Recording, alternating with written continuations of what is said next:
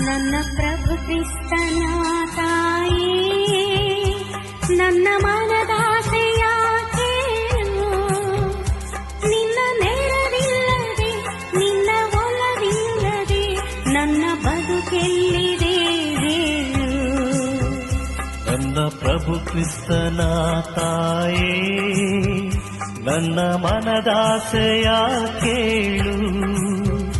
ನಿನ್ನ ನೆರವಿಲ್ಲದೆ, ನಿನ್ನ ಒಲವಿಲ್ಲದೆ ನನ್ನ ಬದುಕೆಲ್ಲಿದೆ ಹೇಳು.